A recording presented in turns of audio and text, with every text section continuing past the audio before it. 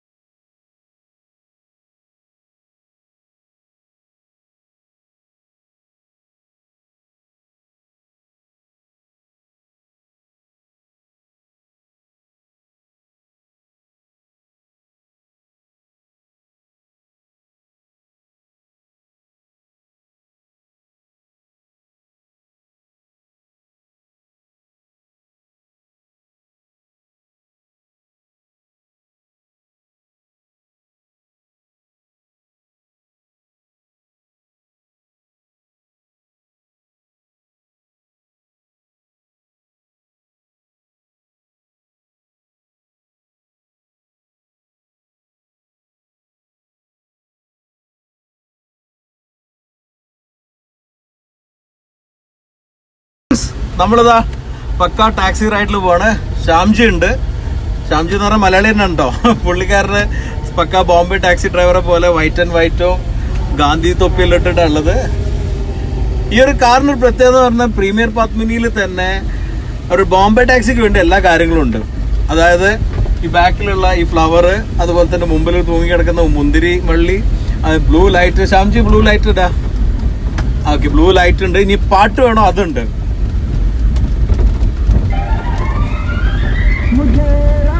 പഴയ ഹിന്ദി പാട്ട്. ഇനി ബോംബെ സ്റ്റൈലിൽ തന്നെ ഇരിക്കുക, ബോംബെ ടാക്സി സ്റ്റൈലിൽ ഇരുന്നിട്ട് അങ്ങോട്ട് പോവാം. ഇനി അത് മാത്രല്ല, നിങ്ങൾക്ക് വാർത്ത അറിയണമെന്നുണ്ടെങ്കിൽ മറാഠി പത്രമുണ്ട്.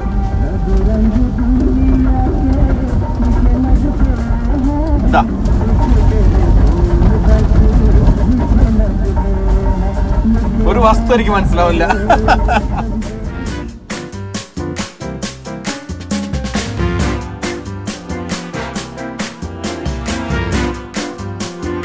കുട്ടിക്കാലത്ത് ഞാൻ ബോംബെ പോയിരുന്ന അതേ ഒരു ഫീൽ എനിക്ക് ഇവിടെ ലഭിക്കുന്നുണ്ട്. കാരണം ബോംബെയിൽ ഞാൻ എൻ്റെ അങ്കിളുള്ളതുകൊണ്ട് ചെറുപ്പം മുതലേ പോയിക്കൊണ്ടിരുന്ന ഒരു സ്ഥലമാണ് ബോംബെ. നമ്മൾ 8-10 വയസ്സുള്ളപ്പോൾ തന്നെ ബോംബെയിൽ പോയ ഓർമ്മകൾ എനിക്കുണ്ട്. അന്ന് ബോംബെയിൽ പോയപ്പം ബോംബെ ടാക്സിയിൽ കയറാതെ ഒരു അവസരം ഉണ്ടാവാറില്ലായിരുന്നു. നമ്മൾ എയർപോർട്ടിൽ നിന്നും പിക്ക് ചെയ്യാൻ വന്നാലും ചിലപ്പം 4 ആൾ കയറിയാൽ ചിലപ്പോൾ ലഗേജ് ഉണ്ടാകുമ്പോൾ ഒരു ടാക്സി വിളിക്കും. അപ്പം ആ ടാക്സിയിൽ പോയിട്ടുള്ള മുതലുള്ള ഓർമ്മകളുണ്ട്. അന്ന് വലിയൊരു കാറായി തോന്നിയിരുന്ന ഇന്നിപ്പോൾ ചെറിയൊരു കാറ്, കോമ്പാക്ട് കാറായിട്ടുള്ള ഫീലുണ്ട്. പിന്നെ അങ്കിളുടെ അടുത്തും പ്രീമിയർ പത്മിനി ആയിരുന്നു. അതുകൊണ്ട് പ്രീമിയർ പത്മിനിയായിട്ടുള്ള കണക്ഷൻ ഭയങ്കര ഹൈ ആണ്. സോ അത് ശരിക്കും ഇവിടെ കാണാവുന്ന സംഭവമാണ്. ഞാൻ ഇനിയൊന്ന് എൻ്റെ ഒരു അവസരം ട്രൈ ചെയ്ത് നോക്കട്ടെ, ഡ്രൈവർ സീറ്റിൽ ഇരുന്നിട്ട് പഴയൊരു ഓർമ്മകൾ പുതുക്കാൻ എങ്ങനെയൊക്കെ പറ്റും എന്നുള്ളത് നോക്കാം. ഞാനിപ്പോൾ ഇതാ ഡ്രൈവർ പൊസിഷനിൽ എത്തിയിരിക്കുകയാണ്. എൻ്റെ കൂടെ തന്നെ ശ്യാംജി ഉണ്ട്. ശ്യാംജി ഭായ്, മറാഠി പറയുമോ? മറാഠി പറയില്ല. മറാഠി പറയാത്ത മറാഠി ഡ്രൈവറാണ്. ഞാൻ ഏതായാലും പഴയ ഓർമ്മകൾ പുതുക്കാൻ പോവാണ്. എന്താ രസം! വാവ്, ബാലപാഠങ്ങൾ തിരിച്ചു കൊണ്ടുവരാണ് ഇപ്പൊ ചെയ്യുന്നത്. ചെറുപ്പത്തിൽ ഫസ്റ്റ് കാറുകൾ ഓടിച്ചിരുന്ന കാറുകളിലൊന്നായിരുന്നു പ്രീമിയർ പത്മിനി. ഞാൻ ഫസ്റ്റ് കാർ എടുത്തത് ട്രക്കർ എന്ന് പറഞ്ഞ വണ്ടിയാണ്. അതിന്റെ ശേഷമാണ് ഒമ്നിയും കാര്യങ്ങളും ഓടിച്ചെങ്കിലും വീട്ടിൽ പ്രീമിയർ പത്മിനി ഉണ്ടായിരുന്നുകൊണ്ട് ഞാൻ പ്രീമിയർ പത്മിനി ഓടിച്ചിട്ടുണ്ട്. അന്ന് എനിക്കത് വലിയൊരു കാറായിരുന്നു. ഇന്ന് ചെറിയൊരു കാറാണ്. ഞാൻ ഇവിടെ കയറി ഇരിക്കുമ്പോൾ തന്നെ എൻ്റെ തൈസ് ഇവിടെ സ്റ്റിയറിങ്ങിൻ്റെ ഇടയിൽ കൂടെ കൊള്ളുന്നില്ല. അത്രയ്ക്കുള്ള രീതിയിലുള്ള ഫീലായിരുന്നു എനിക്കിപ്പോൾ കിട്ടിയത്. ഈ ഒരു ഡ്രൈവിൽ എനിക്ക് കിട്ടുന്ന ഫീല് ഒന്ന് സത്യം പറഞ്ഞാൽ ചെറുപ്പകാലത്തുള്ള ആ ഫീല് തന്നെയാണ്. അന്ന് ഇങ്ങനൊന്നുമില്ല കേട്ടോ ഓടിച്ചത്. അന്ന് വളരെ പേടിച്ചിട്ട് ഇങ്ങനെയല്ലായിരുന്നു ഓടിച്ചിരുന്നത്. പക്ഷെ ഇന്നിപ്പോൾ നമുക്ക് കിട്ടുന്ന വേറൊരു ഫീലാണ്.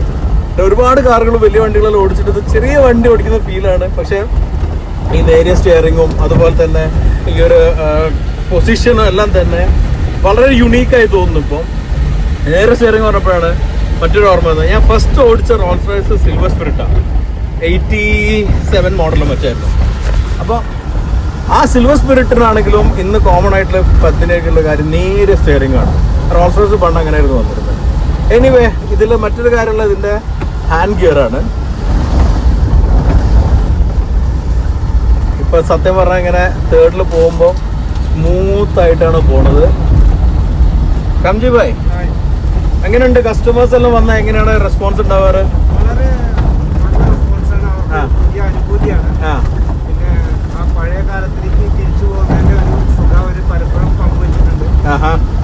ഫോറിനേഴ്സിന് ഭയങ്കര ഒരു ത്രില്ഡ് ജേണിയാണ്. പ്രത്യേകിച്ച് ഈ ഫോറസ്റ്റിൽ കൂടെ ഒക്കെ ആവുമ്പോൾ ഒരുപാട് ഓക്കെ. അപ്പം അവരിതിൽ കൊള്ളുവോ വലിയ ആൾക്കാര്? അവരിതിൽ എത്ര ടൈറ്റ് ആയാലും കയറി ഇരിക്കാൻ വളരെ കാണിക്കാറുണ്ട്. അത് ശരി. അവർക്കതൊരു പ്രത്യേക ഒരു സ്പിരിറ്റാണ്. അതാണ്, സ്പിരിറ്റാണ്. പണ്ട് കാലത്ത് എനിക്ക് ഓർമ്മയുണ്ട്, 10 ആളെ വെച്ചിട്ട് അംബാസഡർ കാറിൽ ടൂർ പോയിട്ടുണ്ട്. ഞങ്ങൾ കൊടൈക്കനാൽ വരെ കുട്ടികളാണ് കേട്ടോ 10 ആൾ വരെ. ഇന്നിപ്പോ നമ്മള് 5 ആളെ കാറിൽ 4 ആൾ പോകുമ്പോ തന്നെ ടൈറ്റ് എന്ന് പറയുന്ന കാലം. പക്ഷെ അന്ന് അതായിരുന്നില്ല അല്ലേ? ഇപ്പൊ ഈ കാറിലാണ് എനിക്ക് തോന്നുന്നു ഒരു 6 ആളെങ്കിലും അന്ന് പോയിട്ടുണ്ടാവും. ഉറപ്പാണ്. മുമ്പിൽ 3 ബാക്കിലും 3 ഉറപ്പാണ്. അപ്പൊ ഇത് ഏതാ മോഡൽ വണ്ടി? ഏത് ഇയറാ? ഒരു 80കളായിരിക്കുമല്ലോ അല്ലേ? ഇപ്പോഴും എഞ്ചിനൊന്നും ഒരു പ്രശ്നമില്ല. കയറ്റത്ത് പോലും ഫസ്റ്റ് ഇട്ട കൂളായിട്ട് കയറി പോകുന്നുണ്ട്. സോ ഇതായിരുന്നു നമ്മുടെ ഒരു റൈഡ് എക്സ്പീരിയൻസ്. യെസ്. സോ ഇനി അടുത്ത് നമ്മൾ ചെയ്യാൻ പോകുന്നത് ഒരു ചായ എക്സ്പീരിയൻസ്. കട്ടിങ് ചായ എന്ന് പറഞ്ഞാൽ ബോംബെ ചായൻ്റെ എക്സ്പീരിയൻസ് ആണ്. അതും കൂടെ ഇവിടെ അറേഞ്ച് ചെയ്തിട്ടുണ്ട്. അതും കൂടെ അടിക്കാം. ഞാൻ ചായൻ്റെ ആളാണെന്ന് നിങ്ങൾക്ക് അറിയാലോ. ചായ കുടിച്ചിട്ടുണ്ട്.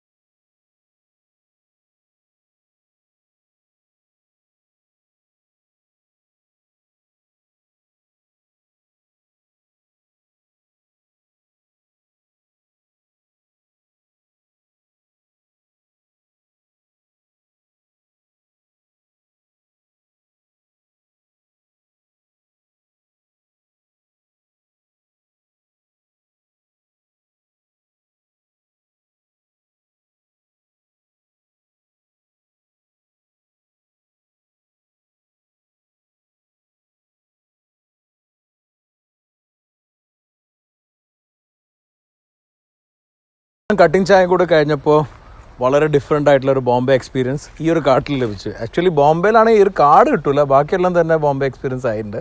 ഇതുപോലെ രത്നഗിരിയെല്ലാം പോയൊരു ഫീലുള്ള. എനിവേ ഒരു നൊസ്റ്റാൾജിയ ശരിക്കും തിരിച്ചു കൊണ്ടുവരാൻ പറ്റി എന്നുള്ളതാണ് ഈ ഒരു ഡ്രൈവിൻ്റെ experience. So the drive is done.